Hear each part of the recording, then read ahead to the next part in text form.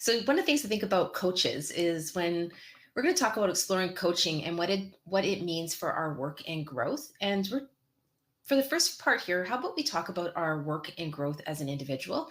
And then maybe part two, we're going to try and be about 15 minutes. Our part two, we'll talk about the workplace. Lee and I, when we met, we're on different ends of the pond. When we met, there was like that actual natural connection between the two of us. And I think sometimes it has to do with the fact that we are both certified coaches, and we really do believe in the concept of being a coach. And so, Lee, what do you think it was about who we are and our ability to want to work and grow? Because that's what we want. We have always wanted to work and grow together. What do you think the point of that is? Why does that happen for you and me? What has allowed that to happen? Maybe it's a better coaching question. What's allowed that to happen? That's a really good question. Why, another way maybe of thinking about it is, why did we become coaches in the first place? For sure. Yeah. So as far as I'm aware, there is something about life stages that plays into this as well. I'm not saying that that is true for everybody, but if I understand correctly, many people that choose to become the sort of coaches that we are do that around somewhere between the ages of 45 and 47, something along those lines. And definitely for me, I was in that sort of range.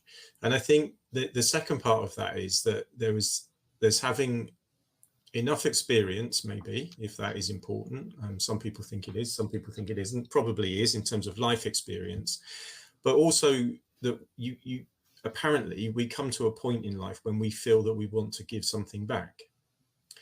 And I think for me, after various experiences that I'd had as a person, both as an individual but also at work, it became obvious to me that coaching was the right way to go. Partly down to my personality, and people would come and talk to me about things, and I used to get, and I still do get, a huge amount of satisfaction out of helping and supporting people. That was kind of, in a way, that's it. It's quite simple. There's an element of enjoyment in the work. Mm-hmm. So there's definitely that enjoyment in the work. But when two people connect, that ability for us to explore coaching, that ability for us to sort of realize what it's like to actually sit down and with two people and actually feel like someone else is actually hearing you. So when you sit down with another individual, that ability for us to, what does it mean for working growth is, regardless of where we are, that ability to sort of sit down and create a space where like you can actually hear someone, or you could maybe, yesterday I was at lunch with a friend and, she was sharing something and I said, well, what if there's a reason for that? Like that ability to even just ask someone else to potentially explore something or to ask them a question.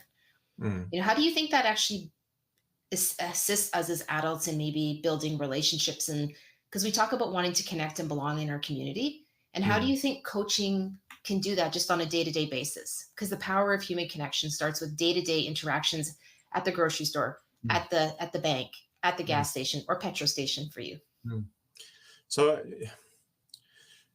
these are really, really good questions, and you're really making me think, which is what coaching's all about, right?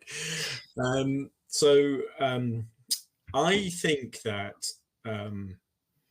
so I'm reflecting on your question when I think about, if I pop over to the local store by me, I kind of know everyone in the store. Everyone, I greet everybody warmly. I ask them how they're doing, and we talk about all sorts of things. I'm not sure how natural that is for people, for everybody. Certainly for me, it is, and I think that and that's important to me. So I kind of carry it with me in my day-to-day, I suppose, which is how I'm reflecting upon your question. When it comes to friends and family, again, it is about, for me, it is about having the ability to listen and to help them to reflect.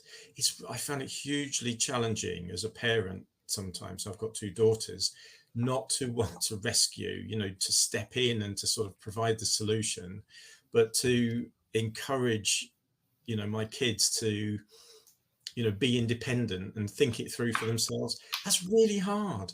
And in coaching, I think, that can be a real challenge, because sometimes you feel, at least, that you can see things that other people can't, and you really want them to get there. But if you Right. So I'm going to jump in there for a second, because one of the things we do talk about in our coaching practice, and as a certified coach, one of the things is there's a difference between sitting and talking with somebody and coaching them, and sitting and talking with someone and just being with them and creating space for them. And so when I'm out with my friend yesterday for lunch, it was an opportunity for me to coach her. But you could ask a question, but it's not my space to coach the person, right? Mm-hmm. It is, but that ability to make human connections. And we talk about what does that mean for growth and work. It is that space of just really being able to understand, as a coach, exploring coaching just as a person, about being able to hold space for them to have conversations and express their thoughts. Yeah. Yesterday somebody at the hockey rink said, I can't believe someone's complaining they only have one kid and I have four, and I only have one kid. And I didn't take it offensive. It's like, that's okay. That's their opinion, right? If I sit there and explore coaching in an everyday environment, it's not about me having to defend what they said or defend myself. And we start talking about the power of human connection when we stop defending ourselves, right? We talk about the reptilian brain. When we stop going into that fight mode between two people, we really make different connections. Mm-hmm. And for me, this topic, we can definitely switch it to the work environment, but that ability for us to sort of really practice it in our day-to-day, where, you sit with someone who has a difference of opinion than you, where you could maybe decide to enter into it or not, intention versus, on stage, off stage. So anything that comes to mind when I say that? Probably too many things. Well, I think you're right, in as much as, if every conversation becomes a coaching conversation, then I don't think that's a good thing. No, you have to have permission to have a coaching conversation. You have to have a contract and commission between two people. Yeah, there is. So for coaching is different. Mm-hmm. It's it is different, and you're right. It isn't just about having a conversation. There is something about permission to do certain things, but it's also about really putting yourself in the service of another. Whereas conversations, whether they are good conversations or heavy conversations or whatever, there's more opinion expressed, and there can be a different kind of debate. But you're really making me think about what coaching is, which is just great. Yeah, in a day to day. But so what if we move it from day to day to the workplace? Because I know lots of people, and that's a lot of the places where people's initial thoughts go to coaching. Unless you're a sports coach, most people think of it in the work environment. So how do we use coaching in the work environment to create a human connection on a day-to-day basis? I like that day-to-day stuff, the strategies for day-to-day interaction. Mm-hmm. Well, I guess for me, again, I'm reflecting and trying to think about my own experience. But when I was a senior manager in an organization, one of the things I really tried to do, Dawna, was to forget the hierarchy and to think about being a human being first, then being a leader, and then being a manager, kind of in that order. Yeah. So, all right, people in organizations. And by the way, leadership isn't about hierarchy. Leadership is about personal growth, really, because you have leaders at all elements of all parts of an organization. But even senior people are human beings with big jobs. Yeah, that's it, and we can forget that. And I think one of the aspects of coaching in organizations is where you flatten a hierarchy and have conversations which are supportive irrespective of the hierarchy. So you're there to enhance the possibilities of the other person fulfilling who they are intended to be, without judgment and without getting jealous, or without kind of thinking, oh my, what happens if they get promoted over me, all of those things that happen. It really is a genuine trying to enable the person to fulfill who they truly should be. And sometimes, by the way, that means that they don't stay in the organization. It means that they sometimes leave it, which is really challenging for some organizations, because they think, what do you mean you're coaching somebody and they've left? That wasn't the plan. But actually, if you've coached somebody and they've left because it was the right thing for them to do, then that creates a huge opportunity for people in the organization to bring in others that may be far more suitable to work in there, that kind of thing. I don't know where I'm going with that. Can I go back to something you said? Because it made me think about it's very interesting, because when we talk about coaching or the power of human connection, the thing it makes me think about is very first year of business school, professor asked us if we knew the names of she asked us if we knew different things, like a little puzzle about the school, about the building. And one of them was the names of some of the cleaning staff.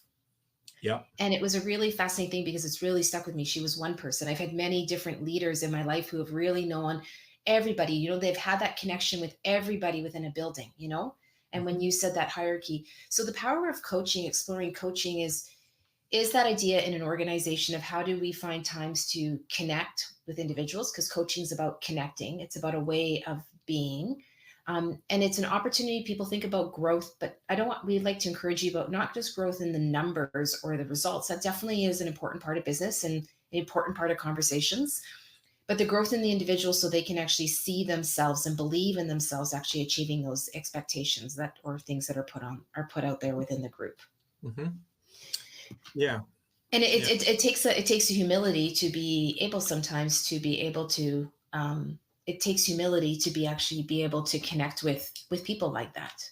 Yeah. Because others around you may not support it. So how is it that you can be comfortable with being yourself, who you want to be as you show up? And I think that's one of the things as coaching is knowing that it might look different to other people.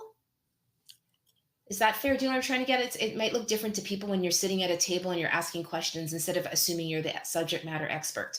Mm-hmm. Like any thoughts on that? If you're a leader and you're someone that's listening right now and they're like, I'd like to be able to be more present. I'd like to be more human. Like let's leave one or two real good practical ideas for people. Mm. So when I was becoming a coach, and Dawna, you know as well as I do that it's a continuous process. It's a never-ending process, really. Mm-hmm. It's never-ending. And there was this idea of who you are is how you coach. Yeah. Mm-hmm. I think that can be extended into leadership in as much as who you are is how you lead. Who you are is how you live your life. It's as simple as that. And the more aware you are, so one of the practical things about coaching is the ability to help people to become more self-aware of who they are and how they turn up for people, how they turn up for themselves and for other people. And it might sound quite deep, but at the same time, if you are comfortable with who you are and you are, as you were saying, able to be who you're meant to be, your performance is actually going to be pretty good in an organization, right? Yes, because you're going to be connected with your mission. Okay, so by enabling people to kind of become more self-aware, to become more connected, if that generates if you like a better connection with themselves, and if you can be connected with who you are and be comfortable and kind of in a way really love who you are, right? And I don't mean love yourself, but I mean love that about you and forgive yourself and recognize that you're only human. It gives you the ability to do that for other people. Yeah. Right. So the real practical thing about it is that in understanding and focusing more on yourself, it creates a better connection with other people. Okay, doing that work, and sometimes it's quite hard work because you might have to face up to something that you didn't want to. But in my experience, people that do that become more of who they are, and actually it enables them to become closer with other people. Does that make sense? It does, and I think it's a lovely way to wrap up our opportunity here of exploring coaching and what does it mean for work and growth.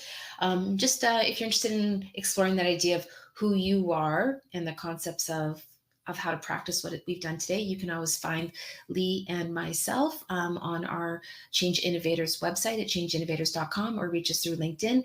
Have a wonderful day. We appreciate you being here, and coach in a way that we can connect with others. Have a great day.